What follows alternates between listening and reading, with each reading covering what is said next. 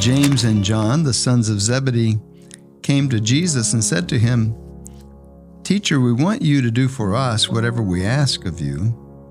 And he replied, "What do you wish me to do for you?" They answered him, "Grant that in your glory we may sit one at your right and the other at your left."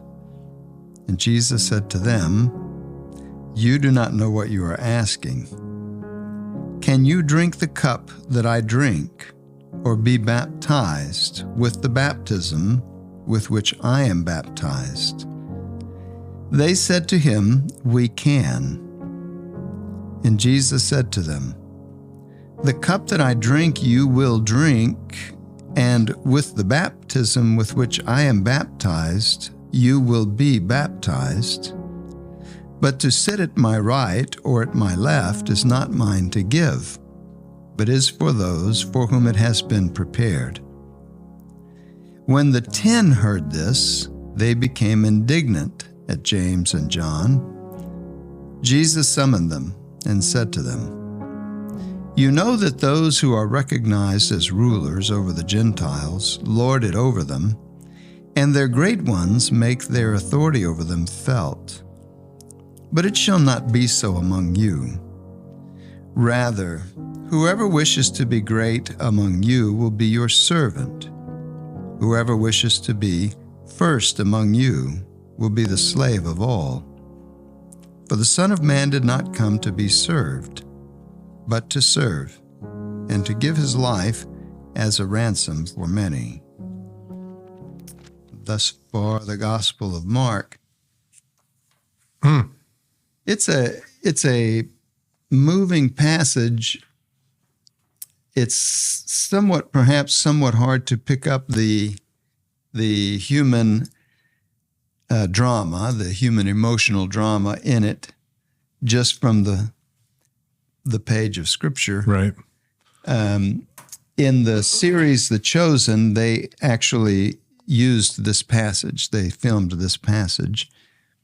And the way they filmed it, they really do focus in on how would Jesus have felt, who has just shared with his apostles this very difficult truth that he himself is fearing, as we saw in the Garden of Gethsemane, the agony in the garden, that he has come and now his time is approaching and he must die. He must die a very horrible death in order to fulfill the Father's will and to save humanity. And he tells them that, and he's trying to prepare them. And then these two of the 12 who have been his confidants for 3 years, he's gotten so close to them, and he needs them to get so much because they're going to be on their own soon. Right. These two come to him and ask him this base question.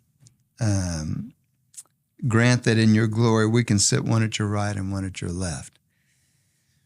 He knows that in the way they're asking that question, that they're just not getting it at all. They're not hearing him. They're not listening to him. When they hear him talk about suffering, it shuts them down. They don't want to entertain the possibility that that could happen to him, because it's going to mean ultimately that could happen to them too. So they just don't deal with it. They act as if he hadn't said anything, and then they come and ask him this question. And in the way that they deal with it in The Chosen, Jesus is just really broken by it. And there's part of the emotion is sort of a frustration and even an anger. How could I have, he said this in another part of the gospel, how can I have been with you for so long and you just don't get it? But part of it too is just hurt, just almost a kind of betrayal, a pain of betrayal. And he's just wanting them to get it. And so, but it's a lesson for all of us that discipleship is about Jesus and being willing to walk with him and share everything of his, including his cross. And it's not about getting things from Jesus and not having to deal with difficult things in life. And sometimes in Christianity, that's what the wealth gospel is all about, is the idea that if we're faithful to Jesus, we'll simply be blessed and we won't have to deal with difficult things.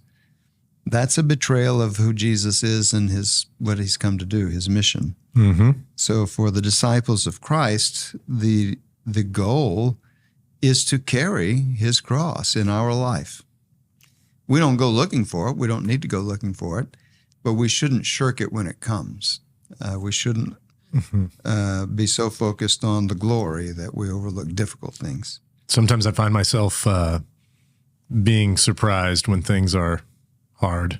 Yeah. Occasionally I have to remind myself, wait a second, Yeah. Or the idea that, God feels distant to me when something is difficult's going on.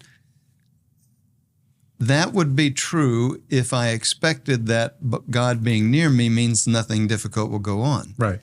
So if I find in my life that when difficult things happen, it causes me to think God is not near me, that illustrates for me, that demonstrates for me that there's a flaw in my thinking. There's a flaw in my understanding what it means to be a Christian, what it means to be a disciple. And that flaw is this expectation.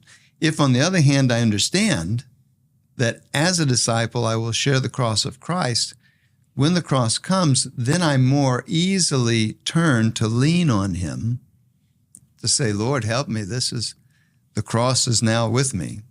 Lord, help me to share your cross, to bear your cross. Bishop Slattery said that at the end of his life, that the suffering that he was enduring at the end of his life was a suffering he was enduring for the sake of the diocese. He was praying, he was uniting his sufferings to those of Christ for the sake of the diocese. And we can do the same, for our families, our loved ones.